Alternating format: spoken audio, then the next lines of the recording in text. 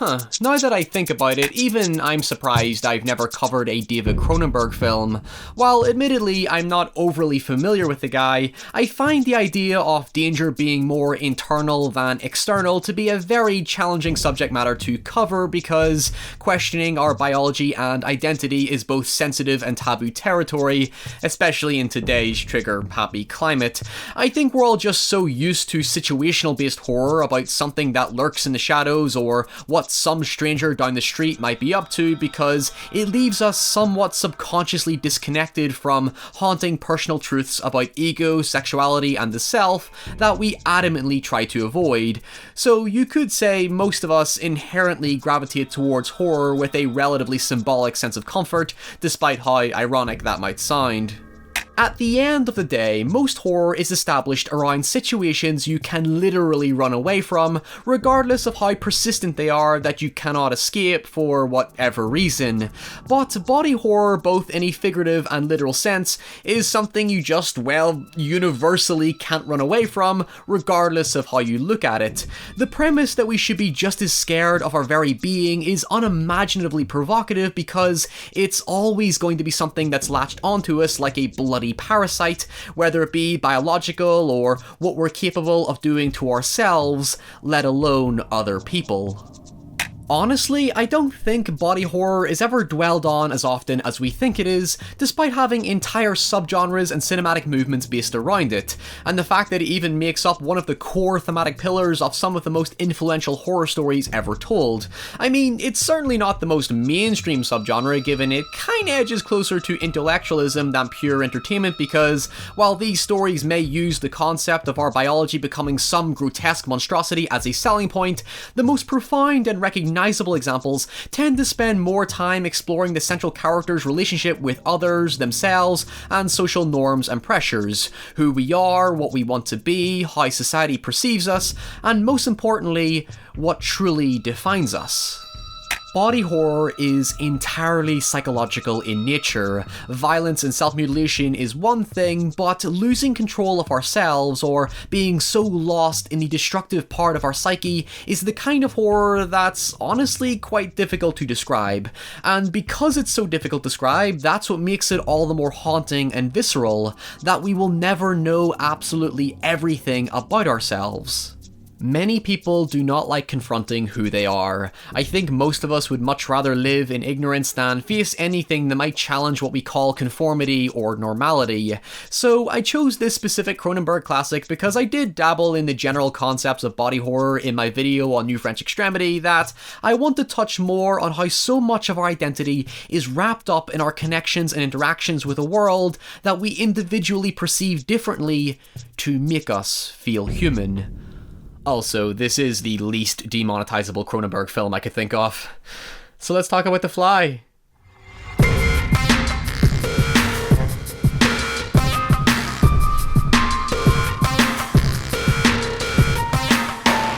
Okay, let's get this out of the way first. Can we all stop calling this a remake because it's not? It has just as much connection with its 1958 counterpart as John Carpenter's The Thing has with The Thing from Another World. It is its very own loose adaptation of George Langland's original 1957 short story published in Playboy magazine, which is now wonderfully ironic when you think about it. Like with my I Am Legend video, I did originally intend this to be a broad focus on all three versions of the story, but this is ultimately one of those rare cases where I think Cronenberg's adaptation is actually better than the original story because, subtextually speaking, it is a far more interesting and emotionally captivating watch. The original story and the subsequent 1958 adaptation are actually framed in a sort of murder mystery style flashback that recounts how and eventually why the wife of a scientist crushed him to death in a hydraulic press. I swear to God that is the plot. In a general summary, a scientist creates a teleportation machine that disintegrates and reintegrates the host from one pod to the other, and eventually upon testing it on himself, he accidentally fuses his DNA with a housefly trapped in the other machine. As a result, his arm and head instantly become that of the Fly, and when it proves futile to find the original Fly to switch himself back, he has his wife assist him in suicide by crushing the parts of him that transformed so it doesn't sour his life's work and reputation. It's decent enough as a sort of weird Twilight Zone style story without a moral lesson, and the payoff in both versions is grim but oddly satisfying to say the least, but there's really nothing special to say about it. It is just some good old-fashioned sci-fi schlock. Before Cronenberg became attached to the project, the studio originally developed their version of the story to scrap the instantaneous transformation in favor of focusing on the scientist's disturbing metamorphosis into a fly-like Frankenstein monster. The intention was more or less to make an effects-heavy creature feature B-movie with an emphasis on shock value, before Cronenberg became involved after dropping out of his adaptation of Total Recall, to which he retained the harrowing metamorphosis angle, but overhauled the entire script completely to avoid making it just another generic soulless monster movie. And how exactly did he go about transforming this disturbing body horror sci-fi into something more, tangible? Well, he turned it into a love story. It's nothing new to say this version is less evidently sci-fi body horror and more romantic tragedy. Sure, the final 20 minutes are some truly messed up stuff, and Chris Wallace's practical effects are the dog's bollocks, only for said bollocks to be chopped off when he decided to direct the awful sequel, but the love triangle between the scientist Seth, reporter-turned-lover Ronnie, and her ex-partner boss Stethis carries the true heart of the story. In this version, all the teleportation shenanigans remain, but Seth's character is modernized into a more complex, sympathetic man who finds himself struggling to adapt to a social life following years of career isolation. He's established to be a lonely, obsessed scientist just trying to change the world, without placing any thought into how disconnected he ultimately is from it. Nothing exists outside Seth's bubble. There's no mention of friends, family, or any sort of hobbies or activities except his work. In effect, his work is his life. It's practically his identity. It's the only thing he truly lives for. Without it, he knows he is nothing. So in the end, when he picks up the gun to have Ronnie put him out of his misery, the weight of that subtle gesture really solidifies how much meaning the very thing that ultimately became his downfall was to him. Hell, when Stethis disrupts the machine, Seth literally fuses with his work, thus becoming a hybrid of his own obsessions. Before love becomes a stronger characteristic to the story, the film presents the horror of a creator's obsession, and how much impact they want to have on a world that gives them little in return.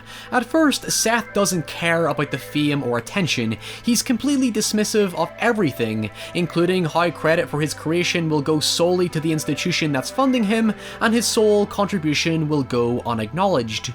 It's when Ronnie comes into the equation that he begins to value life outside his work, to the point that it becomes intoxicating that he does want the world to see him. That's why it works so well with the premise of a fly. It takes this mere ordinary insect that we give zero thought about in our everyday lives, and at most is just a casual inconvenience to us, and projects it onto a man who feels just as insignificant in the broader scope of the universe. Kinda like the rest of us, really. Of course, interestingly, at the exact same moment that I achieved what will probably prove to be my life's work, that's the moment when I started being the real me, finally. Even before fusing his DNA with that of the Fly, Seth is figuratively transmitting everything about himself into his creation. His knowledge, his energy, and his life experiences that inspired the telepods to begin with, so much so that it's already left him just a shell of a man. In fact, when he feels rejuvenated after teleporting, including gaining strength, confidence, and an unending and unnerving sex drive, it feels like these very things he suppressed into his work now take a hold of him, where he begins projecting a certain masculine dominance that's not reflective of the stigmatized man underneath. Seth suddenly exudes a bravado that frighteningly mirrors Ronnie's ex and professional superior Stethis, in that Seth just starts to force himself onto the world, stepping on others like flies and letting the wrong parts control him. His masculinity becomes a drug, but it's interesting how this becomes reflected back onto Stethis, who, despite being a mega ballbag in the beginning, transforms into a relatively sympathetic character in the process. I do think it's odd that we just accept him as kind of redeemable after seeing how he still tries to dominate and control Ronnie's life and objectify her by literally just wanting to use her for meaningless sex, kinda like how Seth begins treating her, but there is a side to him that does seem to care about her. Whereas Seth becomes a monster, Stethis becomes more like a man. It's not the most well executed version of the trope because it's a very sudden 180 going from a domineering obsessive sociopath to wanting to help Ronnie escape Seth's gradual entrapment, including assisting to abort Seth's potential fly demon baby thing. While it is jarringly out of left field, it does make for an interesting tonal and believably human shift in Ronnie's relationships. She's stuck in the crossfire of two men who have barely even said a word to each other. The real Seth would call all this drama petty, in fact he wouldn't even spare a thought to it. So to see him lose focus is where his villainy begins to overshadow the awkwardly charming, sensitive man we once knew him as.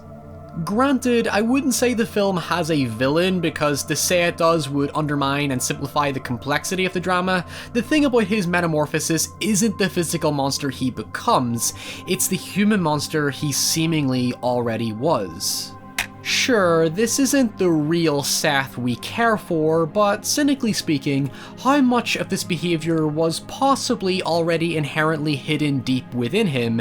His improved physique and attitude is actually more terrifying than the fly he becomes, because we begin to feel and understand how victimised Ronnie is to this different and potentially violent man, like when she was with Stethis. It plays so much on the image of power, whether stereotypical or not. What he becomes capable of is the real, palpable threat of the story.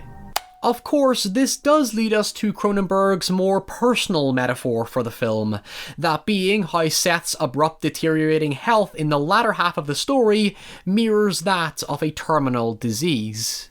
I'm scared.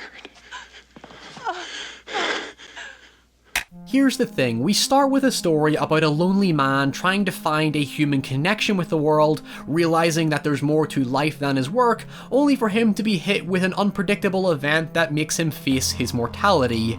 He briefly relishes in the strength that he finds, he starts to think more about himself as a human, he shows a new lust for life only for it to be quickly stripped away from him as he transforms into a weak, desperate man trying to amend everything he's lost.